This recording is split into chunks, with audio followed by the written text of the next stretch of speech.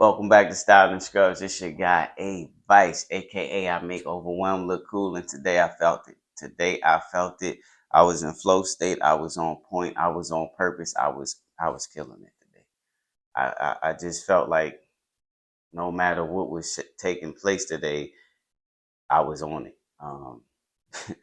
PRNs PRN shift can go two different ways. It's 50-50. It's like it could be a really good shift or it could be a difficult shift. And typically difficult shifts means that they really don't want to do anything. And it's up to you to find creative ways to encourage them to participate in skilled intervention because excuse me, just like with anybody, we have the autonomy to say yes or no.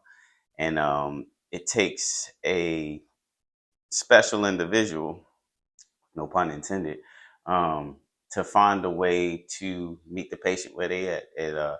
In the OT world, therapy world, therapeutic use of self. So I always use context. I like to, be like the nest. Let me see what the temperature of the patient is for the day and just kind of go in there and see what's going on. Ask them how their day was going, see what's going on with how did you rest? How did you sleep? Was the food good? Trust me, when I get to talking about the food, they get to talking about the food. A lot of times they get to complaining about the food. I can't say that the food is the best in the facility, but typically most of these patients have some type of dietary restriction, so they can't season it up, salt it up, sugar it up the way they want to. But in doing that, that's how I get to know the patient. I get to learn more about them. Um, I don't like to treat the patients like they just a number on my schedule. They room such and such. I'll go in there and find out who this person is, who is Mrs. Blank and who is Mr. Blank. You know what I'm saying? HIPAA confidentiality. But I like to get to know them, and I believe in getting to know a person. That's when you get to find out what's important to them, and you also get to see what their deficits are.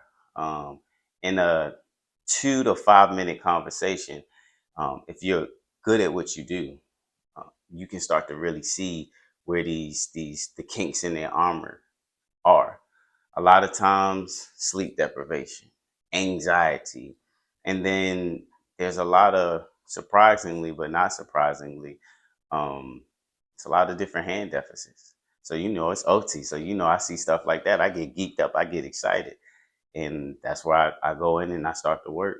I get to talking, get to ask about their family life and where they from.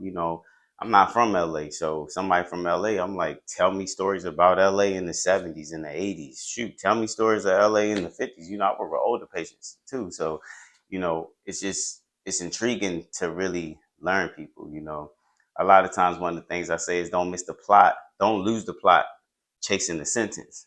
But I love to find out the plot and they get to tell me the sentence. They get to tell me the sentence where they are and the plot is them.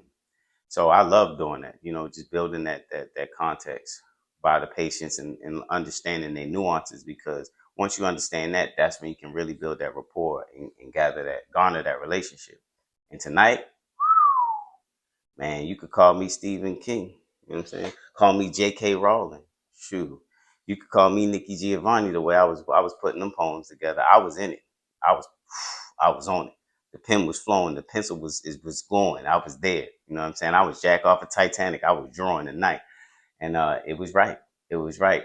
And tonight was just one of those type of evenings where I took a lot from one patient in particular. And one thing I want y'all to know is that I want you to be present. It's something funny, a little poetic, but the magic's in the moment, so stay present. And this one patient was telling me that, in in Christmas he was good. He was up, moving and shaking, cooking and cleaning, driving and moving. And then the pressure of life got to him, and stress jumped on him. And what happened? Had a massive stroke. Crazy work. Or as the kids say, nasty work. Nasty work. Because he, lost the function on one side and couldn't see out of his eye. And the one thing that I look forward to telling my staff is that people need to stay present and not take everything so personal and not be so serious about everything. We have a job to do nonetheless, making a living, but always be present. Make sure that you treat these individuals like the individuals they are.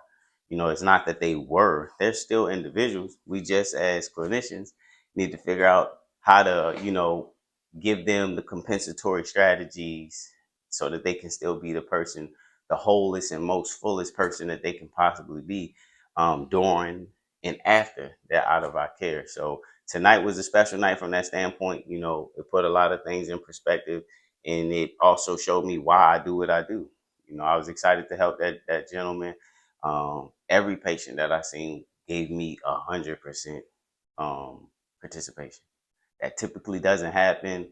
I typically get 50 to 70, and if I get that, that's good, because you kind of, it's like a give and take. Sometimes it could be a tug of war. Sometimes I feel like a dentist. Like I feel like I'm pulling teeth, but hey, I gotta extract those those teeth that no longer serve you. So we can get where we got to go. But look, you know what I love to say.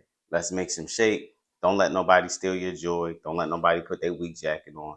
Put your jacket on. Style on. And if you go on style on them, you see the drift style and scrubs. Bigs to be exact. Make sure you live in color, you live on purpose, and you do exactly what you want to do. But before you leave, make sure that you LCSS. That's like, comment, subscribe, and share the video.